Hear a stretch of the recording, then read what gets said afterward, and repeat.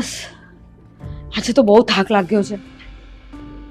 કેમ શું થયું? બહુ થાકેલી તો તું લાગે જ છે. તબિયત તો સારી છે ને? તો શું કરવાનું મારે? એક તો ઓફિસમાં એટલી દોડધામ હોય, પ્લસ જરાય નવરાશ ત્યાં મળતી નથી. પાછા ઘરે આવો એટલે આ ઘરનું બધું કામ પડ્યું હોય, કચરા પોતા વાસણ, તમારી રસોઈ અને આ બધું કામ પતાવ એટલે સાંજ પડી જાય. સાંજ પડી જાય એટલે પાછી સવારની તૈયારી. સવારે વહેલા ઉઠો, બધું કામ પતાવો અને પછી ઓફિસ જાઓ. ઓફિસમાં પાછી એ જ મગજમારી. હું તો કંટાળી ગઈ છું એકલા હાથે કે બધું કામ કરતા.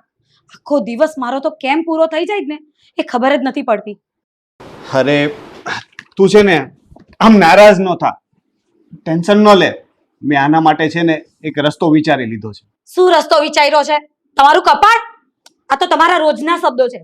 સાંભળી સાંભળીને કંટાળી ગઈ છું. તું પહેલા તો છે ને થોડી ઠંડી પડ અને મારી વાત સાંભળ. મેં નક્કી કર્યું છે કે આપણે અનાથ આશ્રમમાંથી એક દીકરી ગોદ લઈ લઈએ તો. શું કહ્યું તમે? આપણે દીકરીને અનાથ આશ્રમમાંથી ગોદ લેવાની છે?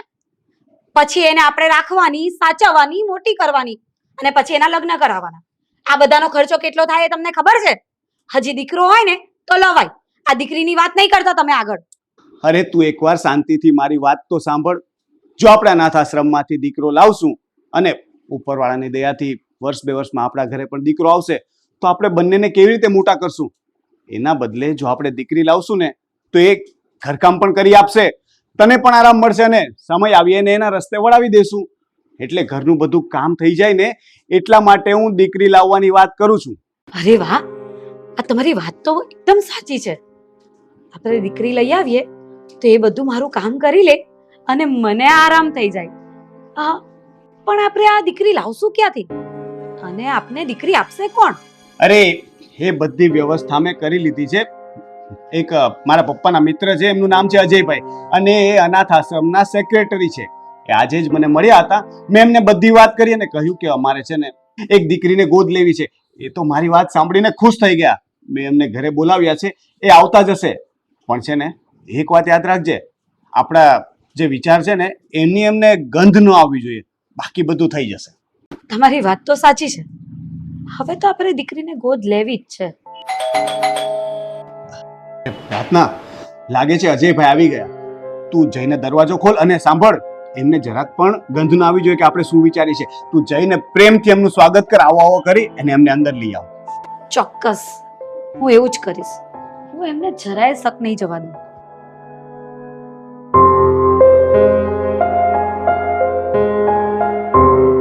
અરે અજયભાઈ, આવો આવો. જય શ્રી કૃષ્ણ. જય શ્રી કૃષ્ણ. આવો, કેમ છો? બસ મજામાં. આવો બેસો. આવો. જય શ્રી કૃષ્ણ. જય શ્રી કૃષ્ણ. બેસો. અમે તો ક્યારના તમારી વાતે છે. શું કહેવાય, તમારું ઘર તો બહુ સારું અને સુંદર છે. સાચું કહું ને તો હું જ્યારે તારા પપ્પા હતા ને ત્યારે એક વખત અહીંયા આવ્યો હતો, પછીનું ક્યારે આવવાનું નથી. અને ત્યારે તો તું ઘણો નાનો હતો. હા, પપ્પાના ગયા પછી છે ને અમે આ ઘરને થોડું રિનોવેશન કરાવ્યું છે. હા હા, નહીં, બહુ સારું કામ કરાવ્યું છે. બહુ સુંદર અને સ્વસ્થ ઘર છે. અજયભાઈ, અમે બંને છે ને સરકારી નોકરી કરીએ છીએ એટલે ભગવાનની દયાથી આવક અને સંપત્તિ અમારા સારા છે. પણ અમારી ઈચ્છા છે કે અમે છે ને એક દીકરીને ગોદ લઈએ. હવે તમે પપ્પાના મિત્ર છો તો અમારી આ બાબતમાં તમે મદદ કરો અને અમારા ઘરમાં છે ને લક્ષ્મીનો વાસ થાય ને એવું કંઈક કરો. હા અજયભાઈ, અમને છે ને દીકરીઓ બહુ વાલી છે. તમારા માટે હું ચા લઈ આવું. અરે ના ના, શાંતિથી બેસો. ચા પાણી આપણે પછી પીશું. હવે જુઓ, તમારે આ દીકરીને ગોદ લેવી છે ને એ બહુ સારી વાત છે. હું તો બહુ ખુશ થયો. તો એના માટે તમે આવતીકાલે ઓફિસે આવો. જરૂરી ડોક્યુમેન્ટ જેમ કે તમારું આધાર કાર્ડ, રાશન કાર્ડ, આ ઘરનું લાઇટ બિલ, આવું બધું તમે લઈને આવો એટલે આપણે બધી ફોર્માલિટી પૂરી કરી લઈએ અને સોગંદનામું પૂરું કરી લઈએ. અને તમને જે કોઈ દીકરી ગમે એ દીકરીને તમે ગોદ લઈ શકો છો. અરે વાહ, તમારો ખૂબ ખૂબ આભાર. તમે તો મારું કામ કરી દીધું. Thank you. અરે ના ના, એમાં આભાર થોડો માનવાનો હોય. અને અમે તો અનાથ આશ્રમ ચલાવીએ છીએ અને તમારી જેવા જરૂરિયાતમંદ લોકોને અમે સંતાન ગોદ આપીએ જ છીએ. પણ અમારા અનાથ આશ્રમમાંથી તમે જે કોઈ દીકરા કે દીકરીને ગોદ લ્યો ને એને સરકારી નિયમ મુજબ તમારે ભણાવવાના, ભણાવી ગણાવીને હોશિયાર બનાવવાના. અને જ્યાં સુધી એ આમ સદ્ધર ના બને ને ત્યાં સુધી એમની પાસે કોઈ કામ નહીં કરાવવાનું. અને બીજી એક ખાસ વાત કે અનાથ આશ્રમમાંથી જે કોઈ સંતાનને તમે ગોદ લ્યો ને એને તમારે તમારું પોતાનું જ બાળક છે ને એવી રીતે એનું જતન કરવાનું. અરે અજયભાઈ, તમે એની જરાય ચિંતા નહીં કરો. જે પણ સંતાનને અમે અમારા ઘરે લાવશું ને એને અમે અમારી દીકરી બનાવીને જ રાખશું. તો ઠીક છે, કાલે તમે બંને જણ તમારા બધા ડોક્યુમેન્ટ લઈ અને ઓફિસે આવજો એટલે આપણે બધી ફોર્માલિટી પૂરી કરી નાખીશું. તો હવે હું રજા લઉં. અરે ઠીક છે, હા, આવજો. હા, જય શ્રી કૃષ્ણ. જય શ્રી કૃષ્ણ.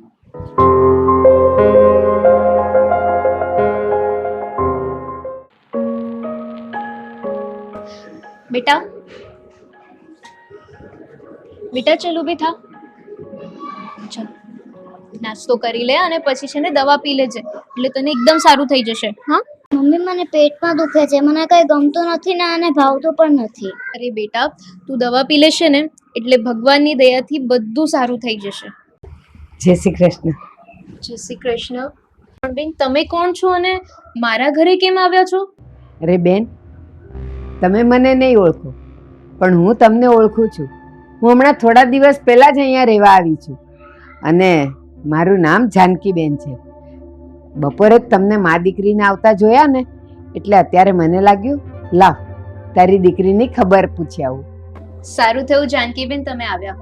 મારું નામ રાધિકા છે અને આ મારી દીકરી રોશની. તમે બેસો, હું તમારી માટે ચા બનાવી લઉં. અરે ના ના રાધિકાબેન, ચા નથી પીવી. પણ આ રોશનીના પપ્પા ક્યાંય નોકરીએ ગયા છે? ના જાનકીબેન, રોશનીના પપ્પા હયાત નથી. હું એક વિધવા છું. રોશનીના પપ્પા છે ને આર્મીમાં હતા એટલે એમાં દેશની સેવા કરતા કરતા શહીદ થઈ ગયા છે. એટલે ત્યારથી હું અને મારી દીકરી રોશની અમે બંને એકલા જ રહીએ છીએ. તમે મા દીકરી એકલા જ છો તો તમારા ઘરમાં ભરણ પોષણ કેવી રીતે થાય છે? બેન, એમાં એવું છે કે રોશનીના પપ્પાનું સરકાર તરફથી જે પેન્શન મળે છે ને એમાંથી જ અમે આ ઘર ચલાવી રહ્યા છે. તો બેન, આ તમારી દીકરી રોશની કેટલા વખતથી બીમાર છે? પહેલા તો એને કંઈ નહીં હતું પણ છેલ્લા 1 મહિનાથી ખબર નહીં માંદી જ રહે છે. દવા કરાવીએ છીએ ને તો પણ એનાથી કંઈ ફરક નથી પડતો. પણ રાધિકાબેન, સાચું કહું, આ તારી દીકરીને કોઈ બીમારી નથી પણ એનો પગ કુંડાળામાં પડી ગયો છે અને કોઈ આત્મા એને ભરખાઈ ગઈ છે એટલે એ સારી નથી થતી. એટલે તું તારી દીકરીની ગમે એટલી દવા કરાવીશ ને તો એને સારું તો થવાનું જ નથી. તો પછી બેન, મારી દીકરીને સાજી કરવા માટે હું શું કરું? આના માટે તો તારે વિધિ કરાવવી પડશે અને એનો ખર્ચો 5,000 જેવો થશે. પણ બેન, મારે વિધિ કરાવવી કોની પાસે? એના માટે તારે મૂંઝાવાની જરૂર નથી. આ બધા કામ તો હું કરું જ છું. આ ગઈકાલે મેં તને અને તારી દીકરીને આવતા જોયા ને ત્યારે જ એને જોતા મને ખબર પડી ગઈ હતી કે એના પર કોઈ મેલી શક્તિનો છાયો છે અને એટલે જે સારી નથી થતી. પણ તું મૂંઝા નહીં, એ વિધિ હું કરી નાખીશ. જો બેન, મારે ગમે એટલો ખર્ચો કરવો પડે ને તો પણ હું કરવા તૈયાર છું. બસ મારી દીકરી સારી થઈ જવી જોઈએ. બસ તો તું જરાય ચિંતા ન કર. આપણે કાલથી જ એની વિધિ શરૂ કરી દઈશું. તું ખાલી મને 5,000 રૂપિયા આપ એટલે હું બધી સામગ્રી લઈ આવું અને એની વિધિ ચાલુ કરી દઉં. તો બેન, હું તમને અત્યારે જ 5,000 રૂપિયા આપી દઉં છું અને તમે વિધિ ચાલુ કરી દો કાલથી. કેવું લાગ્યું ઘર? સારું છે ને? હા, જો આલે આ દૂધ પી લે અને હવેથી છે ને આ તારું ઘર છે.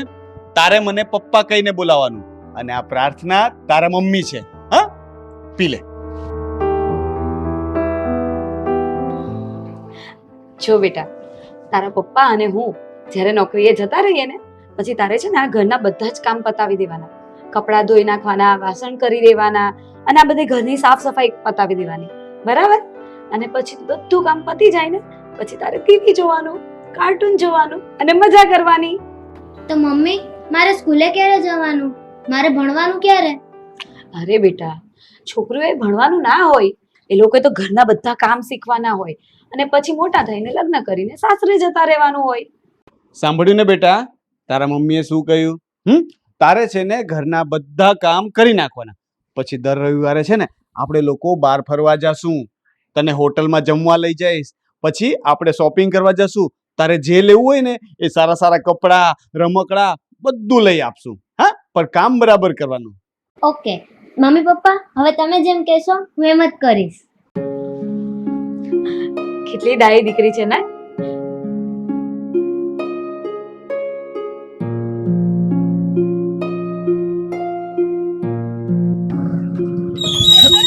અરે બેન, જરા જોઈને ચાલો ને, હમણાં વટકાઈ જાત તો વાગી જાત. પણ એમાં મારો વાંક નતો, આ તમે જ કેટલા ફાસ્ટ આવો છો. અરે બેન, અમારી ગાડી તો રાઈટ સાઈડમાં જ આવે છે, આ તમે રોંગ સાઈડમાં ચાલી આવો છો ને.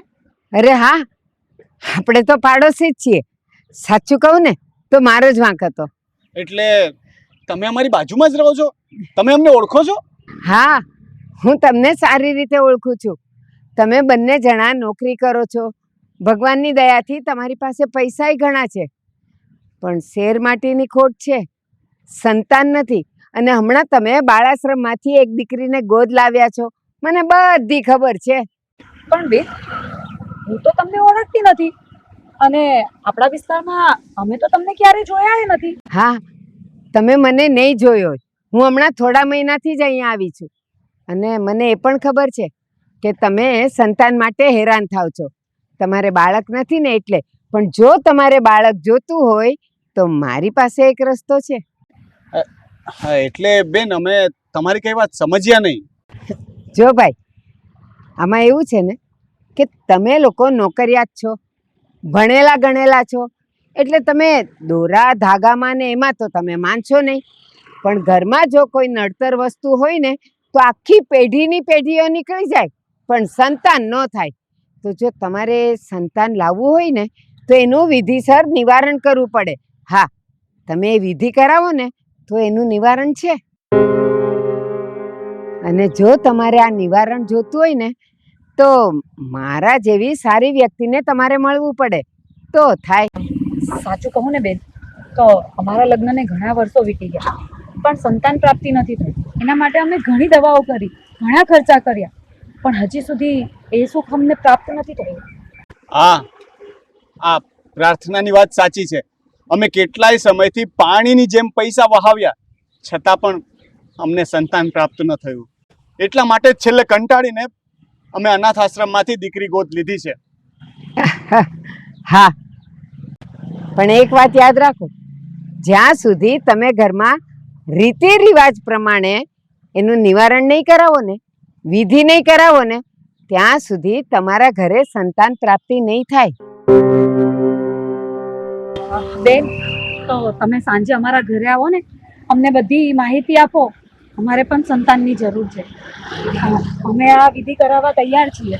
જો તમારી આ વિધિ કરાવવાથી અમને સંતાન પ્રાપ્તિ થાય ને તો અમે તમારો ઉપકાર ક્યારે નહીં ભૂલીએ. અરે બેન, આમાં ઉપકાર ન માનવાનો હોય, આભાર ન માનવાનો હોય.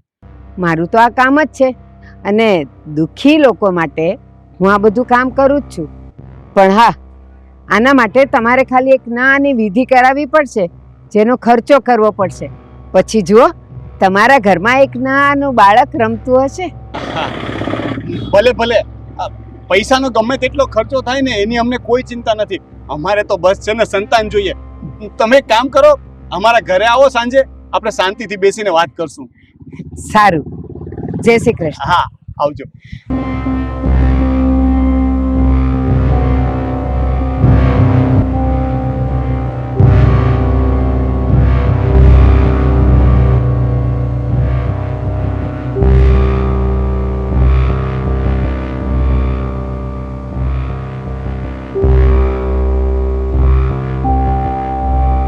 ઠીકા, તું ક્યારે આવી? બેન બસ હમણાં જ આવી. પણ બેન, મારી દીકરી રોશનીને હજુ કઈ સારું નથી થયું. એ હજુ માંદીને માંદી જ છે. હા, મને ખબર જ છે તારી દીકરીને હજી સારું નથી થયું. રાતે મને જોવામાં આવ્યું હતું. શું તમને રાત્રે જોવામાં આવ્યું હતું કે મારી દીકરીને હજુ સારું નથી થયું. આપણે તારી દીકરી માટે જે વિધિ કરવાની છે ને એમાં એક મહત્વની સામગ્રી ખૂટે છે, ઘટે છે, જે આપણે બહારથી મંગાવવી પડશે.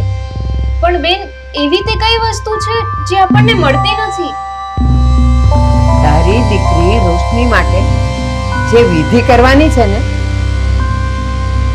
એને માટે ખૂટતી સામગ્રી આપણે બહારથી એટલે કે જંગલમાંથી લાવવી પડશે. અને એ વસ્તુ છે કાળિયાર હરણનું શીંગડું, જે બહુ દુર્લભ છે, જલ્દી મળતું નથી. અને જ્યાં સુધી એ નહીં મળે ત્યાં સુધી વિધિ નહીં થાય વિધિ.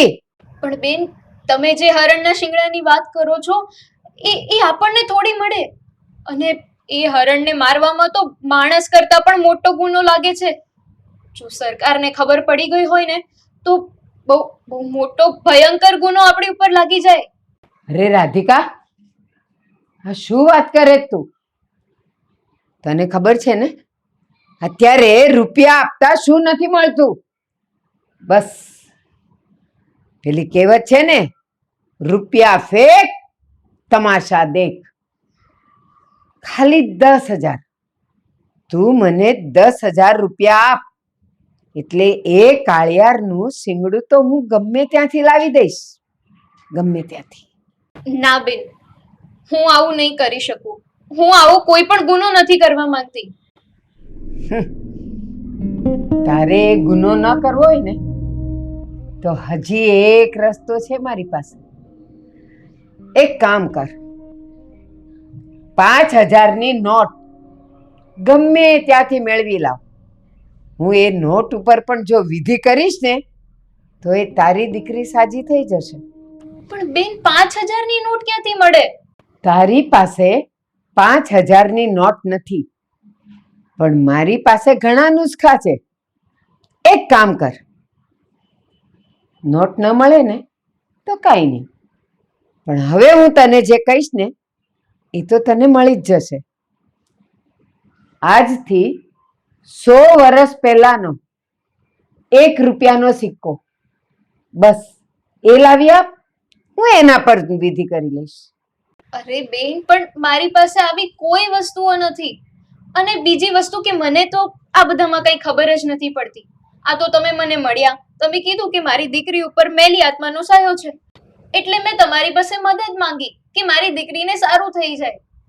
તો રાધિકા, હવે તું મને એક પ્રશ્નનો જવાબ આપ.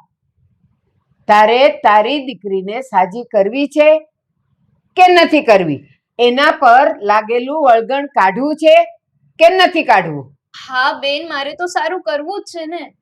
સારું કરવું છે ને તો પછી આ નથી મળતું, પેલું નથી મળતું, મને ખબર નથી પડતી, આવા જવાબ કેમ નીકળે છે? હજી એક છેલ્લો નુસ્ખો છે મારી પાસે, અને એ તો તને મળી જ જવો જોઈએ. એક રુદ્રાક્ષ, રુદ્રાક્ષને તો ઓળખે છે ને? એક દૂધ પીતો રુદ્રાક્ષ આવે છે, એ રુદ્રાક્ષ તું મને લાવી દે.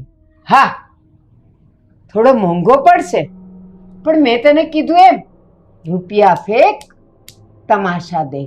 ચમત્કાર જોવો છે ને, થોડાક રૂપિયા નાખ અને દૂધ પીતો રુદ્રાક્ષ લઈ આવ.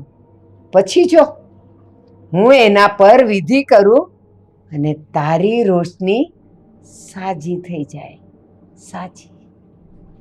બેન, તમે જે કંઈ પણ વસ્તુ કીધી ને એ તો મારી પાસે નથી, પણ હા, જેટલો ખર્ચો હોય ને એટલો હું ખર્ચો કરવા તૈયાર છું. બસ તમે મારી દીકરીને સાજી કરી દો. તો મેં તને જેટલી વસ્તુઓ કીધી એમાંની તું એક પણ લાવી નહીં શકે, પણ તું પૈસા નાખવા તૈયાર છે, હે ને? બસ, તો પછી તું એક કામ કર, મને ખાલી 10,000 રૂપિયા આપ. એમાંથી આમાંની કોઈ પણ વસ્તુ મને મળશે ને એટલે એના પર હું વિધિ કરીશ, અને વિધિ કરીશ એટલે તારી રોશની સાજી. સારું બેન, હું તમને 10,000 રૂપિયા આપું છું, બસ તમે મારી દીકરીને સાજી કરી દેજો.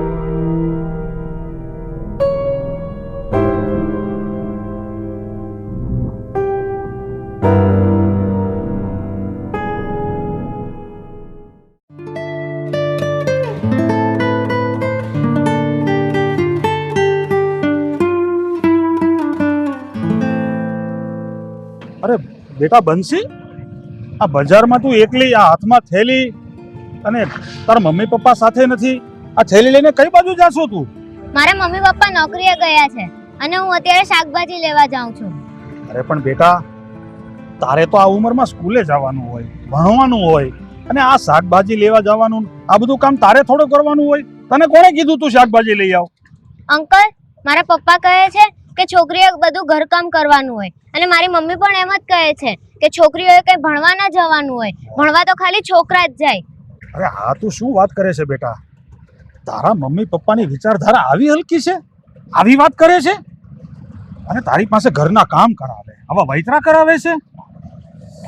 તારા મમ્મી પપ્પાને તો મારે મળવું જ પડશે. મેં એમને ભણવાની વાત કરી હતી પણ એમણે કહ્યું કે તારે ખાલી ઘરનું કામ જ કરવાનું હોય, બધા કપડાં ધોઈ નાખવાના, વાસણ ઉટકી નાખવાના અને રસોઈ પણ તારે જ બનાવવાની. જો તું આ બધું કામ સરખી રીતે કરીશ તો અમે તને દર રવિવારે બહાર જમવા લઈ જઈશું અને તારે પછી ભણવાનું નામ લેવાનું નહીં, એવું એ લોકો કહેતા હતા મને. આ લોકો આવી મેલી રમત રમે છે? આ સંતાનના નામે તારી પાસે આવા ઘરના કામ કરાવે છે? તને નોકરાણી બનાવી દીધી? પણ બેટા, તું શાંતિ રાખ, ચિંતા ન કરતી હો. હું અત્યારે તો ઓફિસે જાઉં છું જરૂરી કામ માટે.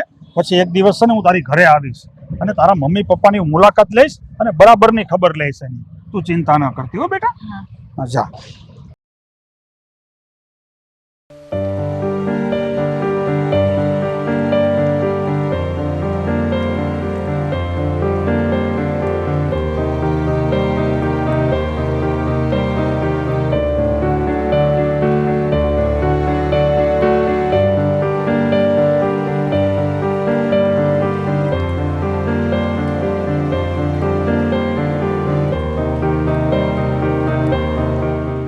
અરે બેટા, આ ઘરનું બધું કામ તું કરે છે? તો તારા મમ્મી પપ્પા? મારા મમ્મી પપ્પા છે ને નોકરીએ જાય છે એટલે બધું ઘરનું કામ હું જ કરું છું. અરે જાનકીબેન, આવો આવો, બેસો. અમે તમારી જ વાત જોતા હતા. બેસો બેસો. તું આ લઈને અંદર જા, ચલો.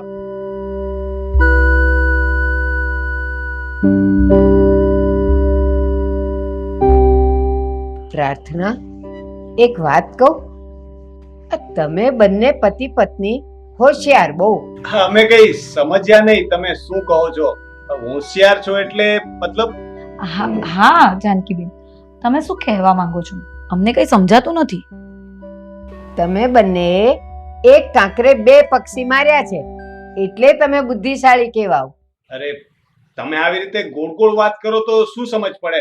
કઈ ખુલાસો કરીને બોલો.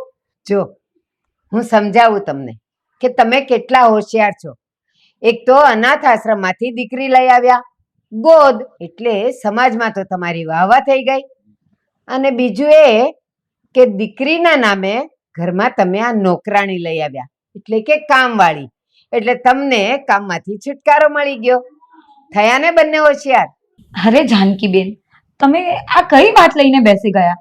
આપણે જે મુદ્દાની વાત કરવાની છે એ વાત કરો ને, એની અમને સમજણ આપો ને. હા હા, આપણે કાલે મળ્યા ત્યારે તમે જે વાત કરતા હતા એ વાત ખુલાસા બંધ કરો તો ખબર પડે કે આગળ શું કરવાનું છે. હું ઘણા સમયથી જોઉં છું કે તમારે કોઈ સંતાન નથી, પણ સાચું કહું ને તો તમારા નસીબમાં પુત્ર છે, પણ તમારા પરિવારને નડતો પિતૃદોષ તમારા ઘરમાં તમને સંતાન થવા દેતો નથી અને થશે પણ નહીં.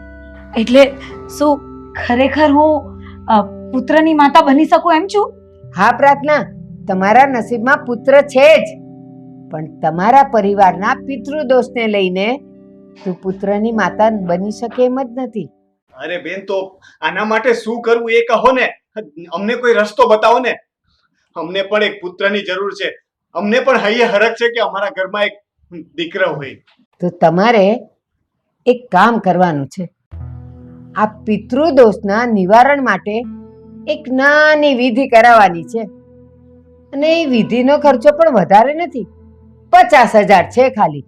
અને બસ હું તમને જે વસ્તુ કહું ને એ તમારે મને લાવી આપવાની. એ વસ્તુ ઉપર હું ક્રિયા કરીશ ને એટલે પછી જુઓ તમારા ઘરે ફળ આવી જ જશે. હા હા, તમે જરાય ચિંતા નહીં કરો. આના માટે જેટલો બી ખર્ચો થશે ને એ અમે કરવા તૈયાર છે. પણ તમે મને એ તો કહો કે આના માટે શું વસ્તુ લાવવાની છે, તો અમે એની સગવડ કરીએ ને. અરે એકદમ સરળ છે. આ વિધિ માટે તમારે એક 8 થી 10 વર્ષની દીકરીને લાવવી પડશે, બસ. પણ જાનકીબેન, આ 8 થી 10 વર્ષની છોકરી અમે ક્યાંથી લઈ આવીએ? અરે તમારી નજર સામે જ છે, તમારા જ ઘરમાં. આ તમે અનાથ આશ્રમમાંથી લઈ આવ્યા ને એ જ દીકરી. અરે બેન, કેવી વાત કરો છો? સરકારની અમારા પર નજર છે. અમારાથી એ છોકરીને જરાક પણ દુખી ન કરાય કે એને ગેરમાર્ગે ના લઈ જવાય.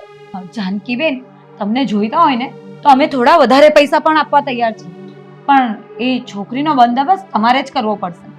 તો એક કામ કરો, તમે ખાલી ને ખાલી 50,000ની સગવડ કરો. મારા ધ્યાનમાં એક દીકરી છે, એ દીકરીનો બંદોબસ્ત હું કરીશ અને એના પર હું ક્રિયા કરીશ. અરે કાલથી જ આપણે વિધિ ચાલુ કરી દઈએ. હા હા જાનકીબેન, તમે કાલથી જ તમારી વિધિ શરૂ કરી દો. અમને તમારા ઉપર પૂરો ભરોસો છે.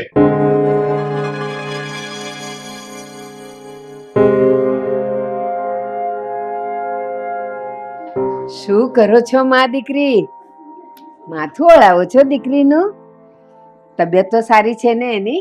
હા જાનકીબેન, આજે તો મારી દીકરીને એકદમ સારું છે અને એને હું સ્કૂલે પણ મૂકવા જવાની છું. હા રાધિકા, હવે તારી દીકરીને કાંઈ વાંધો નહીં આવે. એની વિધિની બધી તૈયારી મેં કરી લીધી છે અને હવે આ નજીકમાં જ કાળી ચૌદસ આવે છે ને તે દિવસે આપણે એની વિધિ કરવાની છે. અને તું જોજે તો ખરી કે કેટલી સારી થઈ જાય છે. ના બેન, મારી દીકરીને હવે એકદમ સારું થઈ ગયું છે, જરાય માંદી નથી, તાવ જતો રહ્યો છે. એટલે હવે મારે કોઈ વિધિ નથી કરાવવી. શું? હવે તારે કાંઈ વિધિ નથી કરાવી? તું શું માને છે કે તારી દીકરી સાવ સારી થઈ ગઈ એમ? ના, એ તો મેં 11 દિવસની અવધિ આપી છે. અને જોજે, તું વિધિ નહીં કરાવે ને અને તું મને ના પાડીશ ને તો 11 દિવસ પછી એમને એમ થઈ જશે. અને સાંભળ, પછી એક વખત એવો આવશે કે તું તારી દીકરીને ખોઈ બેસીશ.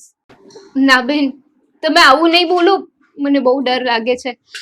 ચૂપ, જો તમે કહેતા હોય ને તો હું તમને વિધિના પૈસા હમણાં ને હમણાં જ આપી દઈશ. બસ તમે વિધિ કરાવી દેજો. સારું, તો વિધિ કરાવી જ છે ને તારે? તો તું મને 10,000 રૂપિયા આપી દે. એટલે આ કાળી ચૌદસ આવે છે ને તે દિવસથી આપણે વિધિ ચાલુ કરી દેશું. અને હા, એ દિવસે તારે તારી છોકરીને મારી હારે મોકલવી પડશે. ના બેન, હું મારી દીકરીને એકલી નહીં મોકલું. એને મારી સાથે એકલી મોકલતા તારું મન ન માનતું હોય ને તો કાંઈ નહીં, તું પણ એની સાથે આવજે. પણ અત્યારે મને 10,000 રૂપિયા આપી દે એટલે બાકીની સામગ્રી હું લઈ આવી રાખું. હા બેન, હું તમને હમણાં જ 10,000 રૂપિયા આપી દઉં છું.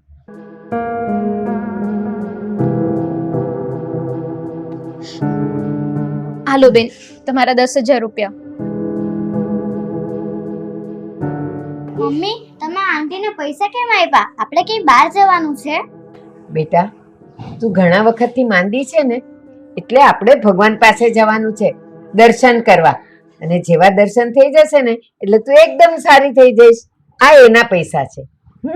બેન, મેં તમને રૂપિયા તો આપી દીધા, વિધિ કરવાની પણ હું ના નથી પાડતી, પણ મને ડર લાગે છે કે આમાં કંઈ આડાઅવડું તો નહીં થાય ને, મારી દીકરીને કંઈ નહીં થાય ને. અરે બેટા, એમાં ડરવાની શું વાત છે? આપણે તો આની ભલાઈ માટે કરીએ છીએ ને, એને સાજી કરવા કરીએ છીએ ને. બસ તારે ખાલી મારા પર અને આ વિધિ ઉપર ભરોસો રાખવાનો છે. પછી જો તારી દીકરી કેવી સાજી અને ફૂલ ફટાકડી થઈ જશે. સારું બેન, તમારે જેમ કરવું હોય એમ કરો, હું તમારી ઉપર વિશ્વાસ કરું છું. ચાલ ત્યારે, બહુ બધી વાતો થઈ ગઈ, હવે હું જાઉં છું. મારે ઘણું બધું કામ છે અને હજી સામગ્રી પણ લાવવાની છે. અને તારે આ દીકરીને સ્કૂલે મૂકવા જવાનું છે ને તને મોડું થતું હશે. જાઓ.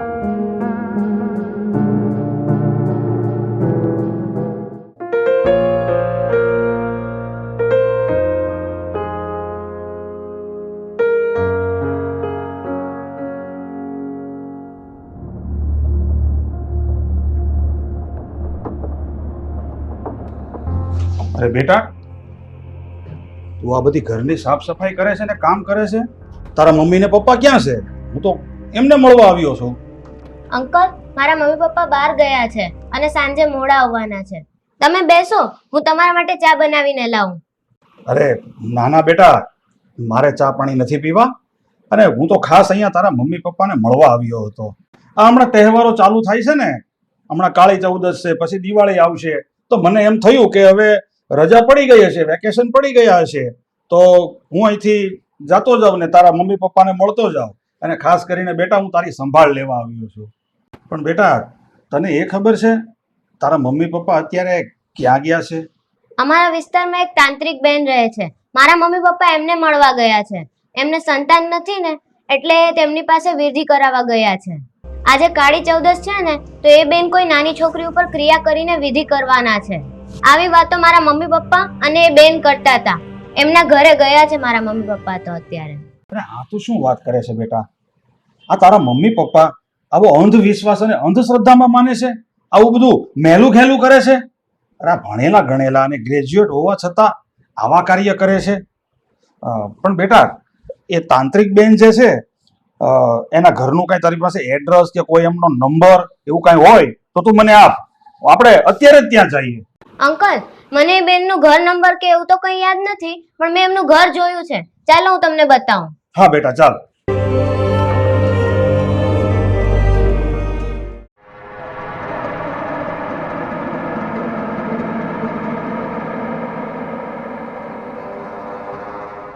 ઓમ પિતૃદોષાય નમઃ. ઓમ પુત્ર પ્રાપ્તિ નમઃ. ઓમ સંતાન પ્રાપ્તિ નમઃ. લાય, ઓમ આ હું બધા ધતી ગાજરા છે, હેના ભવાડા છે આ બધા? શું હાલે છે આ બધું? હે, કોને પૂછીને તમે અંદર આવ્યા?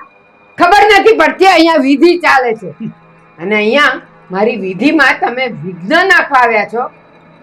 મારો શ્રાપ લાગશે ને તો ધનોત પનોત નીકળી જશે તમારું, યાદ રાખજો. આ ધનોત પનોત વાળી આ ધમકી બીજાને મારવાની હો. તમારા જેવા ઢોંગીથી હું બીતો નથી. હવે આપણા દેશમાં તમારી જેવા અંધશ્રદ્ધાળુ ને ઢોંગી તો 5600 રખડે છે. મને કોઈ ફરક નથી પડતો. અરે અંકલ, તમે થોડી વાર શાંતિ રાખો ને, ચૂપ રહો ને, નહીતર આ વિધિ અટકી જશે. હવે શેની વિધિ? એટલે તમે લોકો, હું મારે તમને કેવું, અરે આવા બધા ઢોંગમાં ધતિંગમાં તમે લોકો માનો છો? આ શું કેવું મારે તમને? આ કહેવાય છે ને કે લોભીનો માલ ધૂતારા ખાય. અરે તમારા જેવા મંદ બુદ્ધિના માણસોના કારણે જ આવા ધૂતારા જલસા કરે છે. અરે ના ના અંકલ, એવું કઈ નથી. હા, જે વિધિ કરે છે ને એ બધી સાચી છે. મેં મારી આંખે જોયું છે. શું નજરે જોયું? અને શું વાત કરો છો? અરે તમારી આંખ આડા પાટા પડી ગયા છે. અરે ભણેલા ગણેલા ને ગ્રેજ્યુએટ માણસો થઈને તમે આવી અંધશ્રદ્ધામાં માનો છો? આવા ઢોંગી ઉપર વિશ્વાસ કરો છો? અરે ભાઈ, આવું તાંત્રિક ને આવી કોઈ વિધિ ને આ વસ્તુ કઈ હોતું જ નથી.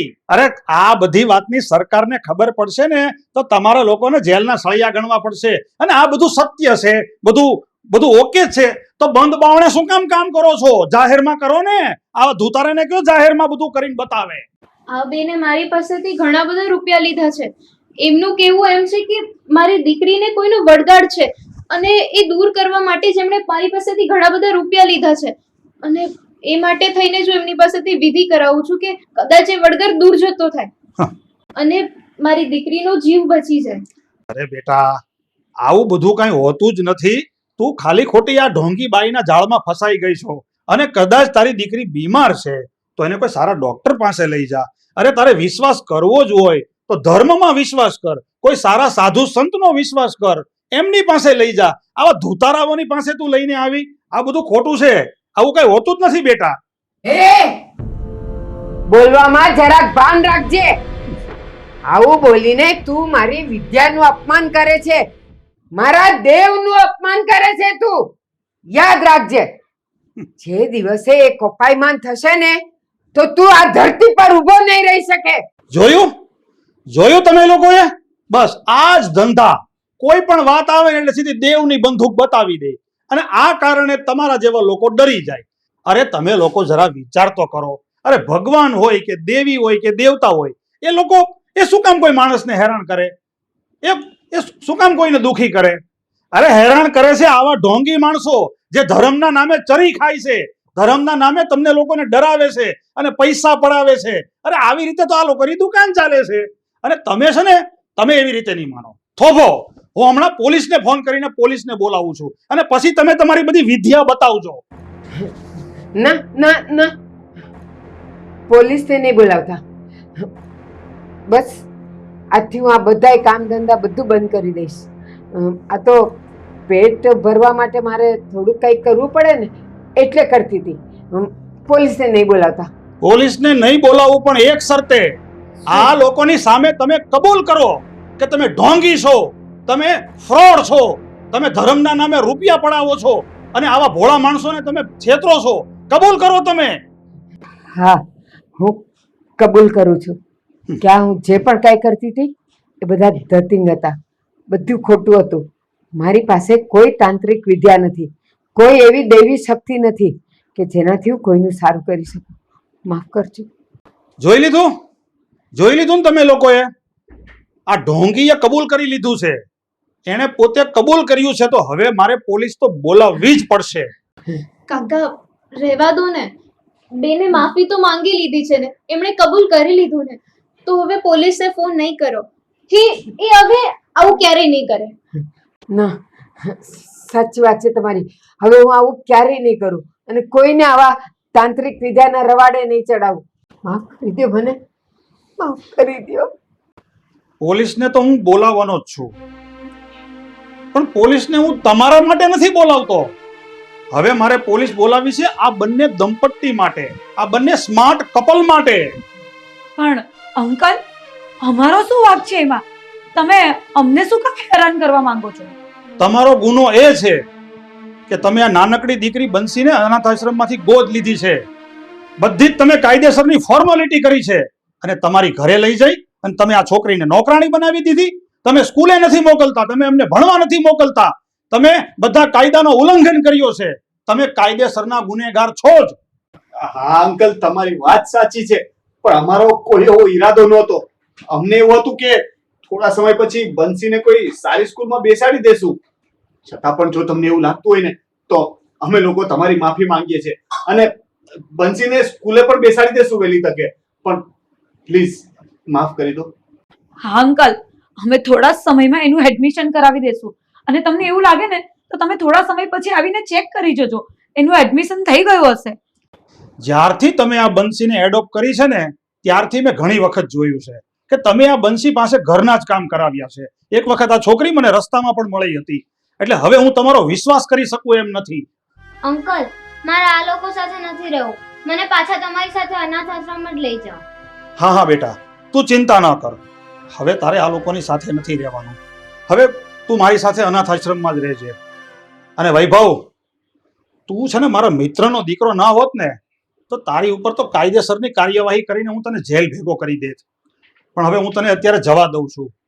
બેટા રાધિકા, તું છે ને એક વસ્તુ મગજમાં ઉતારી લે કે તારી દીકરીને કોઈ બીમારી નથી, અને કદાચ થોડી ઘણી બીમારી હોય ને તો કોઈ સારા એવા ડોક્ટરને બતાવીશું. હું અત્યારે તો જાઉં છું અને 2 દિવસ પછી તને કોન્ટેક્ટ કરીશ. મારા નજરમાં એક ડોક્ટર છે, આપણે એમને બતાવીશું. તું આ બધી વસ્તુમાં છોડી દે, તું આમાં બધું ઊંડું નહીં ઉતરવાનું. ચાલો બેટા, ચાલો. અને તમે પણ બધા પોતપોતાના ઘરે જતા રહેજો. ચાલો.